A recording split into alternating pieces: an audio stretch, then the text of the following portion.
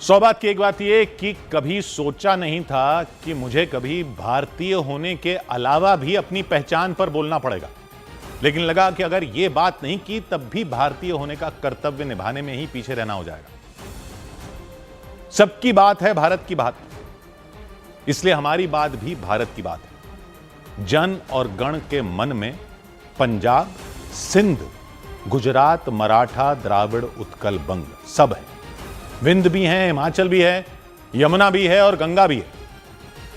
तो देश में कई जगह जो प्रदर्शन हो रहे हैं छत्तीसगढ़ की जोहार छत्तीसगढ़ पार्टी नाम के राजनीतिक दल के नेता अमित बघेल के खिलाफ, वो क्यों हो रहे हैं वो समझने की जरूरत है।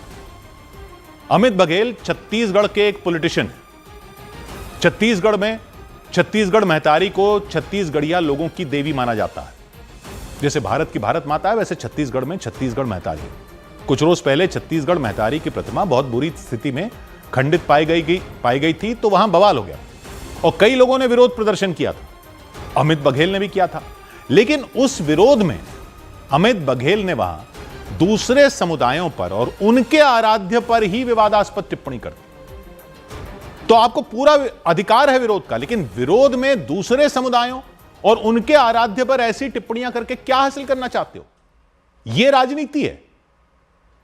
आपने अपने आप को लीडर बताने के लिए कह दिया कि सिंधी पाकिस्तानी है क्योंकि वो पाकिस्तान से आए हैं। आपने उनके इष्ट देव तक के लिए ऐसी भाषा का इस्तेमाल किया कि वो मछली वाला भगवान।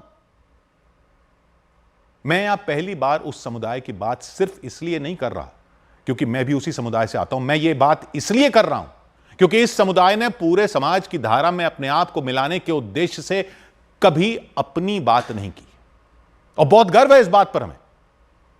आपने अपनी राजनीति चमकाने की कोशिश में कहा या जानकारी के अभाव में कहा, या आप जाने, लेकिन मैं क्षमा चाहूंगा, यह जानकारी दुरुस्त कर लेना बहुत जरूरी है सबके लिए। सिंधी पाकिस्तान से भारत में नहीं आए। सिंधी वो हैं जो उस सिंध में थे जो भारत के राष्ट्रगान में आप भी गाते हैं, पंजाब, सिंध, गुजरात, मराठा। वो सिंध पाकिस्तान में नहीं था क्योंकि पाकिस्तान ही नहीं था।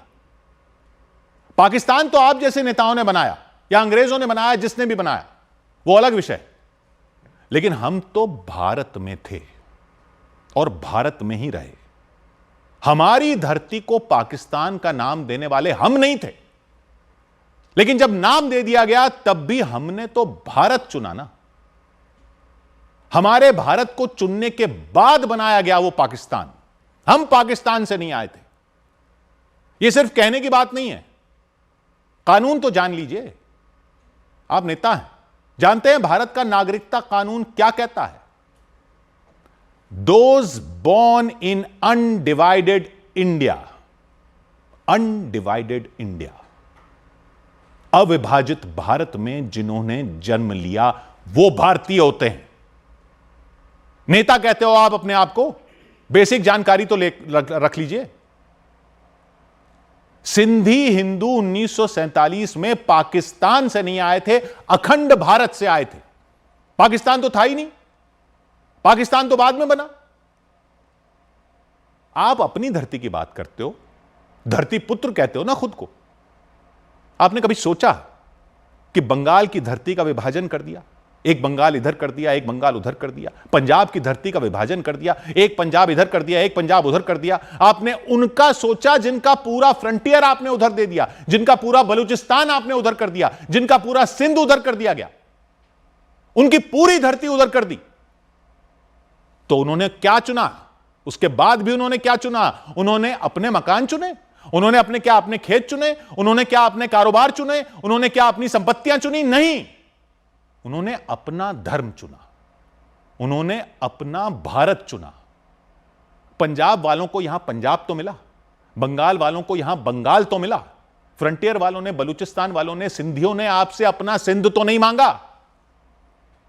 आपने अपने हरियाणाओं की, अपने उत्तराखंडों की, अपने महाराष्ट्रों की, अपने छत्तीसगढ़ों की मांगें की। सिंधियों ने तो मांग कभी नहीं की।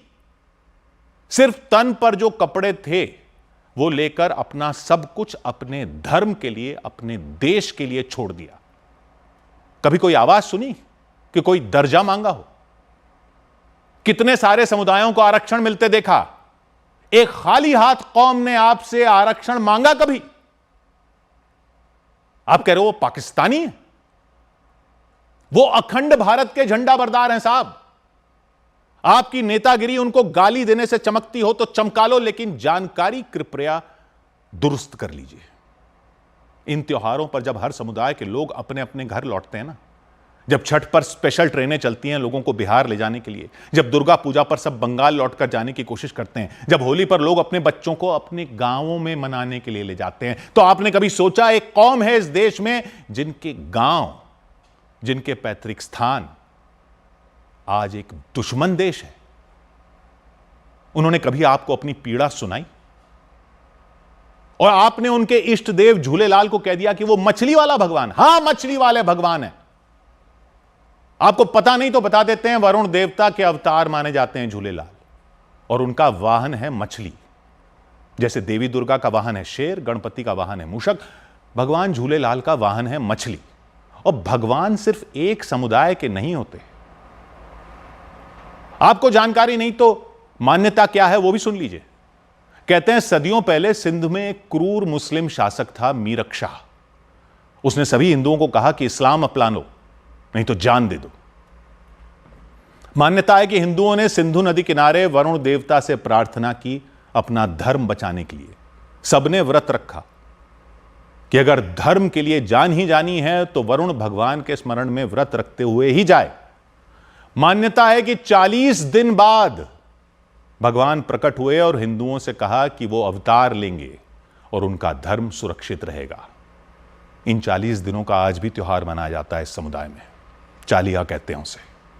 तो कहते हैं कि उडेरो लाल के रूप में वरुण देवता ने अवतार लिया सिंध में, और जो बालक हुआ उसका पालना अपने आप दैवीय शक्ति से झूलता था, ऐसी मान्यता है। इसलिए उन्हें झूलेलाल कहा गया। और झूलेलाल ने न सिर्फ मीरक शाह के जुल्म को खत्म करवाया, बल्कि मीरक शाह ही उनका भक्त बन गया और सभी हिंदुओं को अपने धर्म का पालन करने का अवसर मिला। हां, मछली उनका वाहन है। वो जानते कौन सी मछली है? वो मछली है पल्ला मछली, सिंधु नदी में होती है। वो मछली नदी का मुकाबला करते हुए बहती है। वो सागर से नदी में जाती है, नदी सागर में मिलने जाती है, ये मछली नदी में जाती है, नदी की दिशा में। कराची से सातबेला 400 किलोमीटर ये मछली चलती है। वो पल्ला मछली वाहन है इष्ट देव झूलेलाल का। उस पल्ला मछली की विरासत लिए हुए है ये समुदाय जो धारा का मुकाबला करते हुए बहती है। पता ना हो आपको तो बता दूं कि सिंधु से ही इस धर्म का नाम हिंदू पड़ा है, इंडस से ही इस देश का नाम इंडिया पड़ा है। तो झूलेलाल जिनको आपने ऐसी भाषा से संबोधित किया, उन्हें तो मुसलमानों को भी उन्होंने अपना मुरीद बना लिया था। मीरक शाह उनका भक्त हो गया था। आज भी पाकिस्तान में उनके गीत गाए जाते हैं। तो भगवान सबके होते हैं। नेतागिरी आपको जो करनी है करो, लेकिन भगवान को बोलने से आप कुछ हासिल नहीं कर पाएंगे। और आप तो अपनी नेतागिरी में कहते हो जात पात की करो विदाई, छत्तीसगढ़िया भाई भाई। यह आपकी पार्टी का स्लोगन है, जात पात की करो विदाई, छत्तीसगढ़िया भाई भाई। तो आप जिस समुदाय को गाली दे रहे हो ना, जान लो वो पहला समुदाय है जिसने जात पात को कब की विदाई दे दी थी। किसी सिंधी के नाम से जाति पता चलती है आपको? उसकी पता चलता है कौन ब्राह्मण है, कौन क्षत्रिय है, कौन वैश्य है, कौन शूद्र है। पता है क्यों होते हैं ये सारे सरनेम आणी आणी आणी वाले? क्योंकि ये समुदाय अपनी जाति नहीं रखता नाम में, अपने सरनेम में जाति नहीं रखता, अपने बड़ों का नाम रखता है, अपने पूर्वजों का नाम रखता है।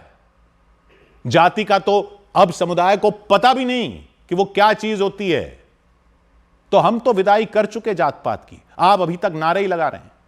ये सरनेम सिर्फ ये बताते हैं कि हमारे पूर्वज कौन थे।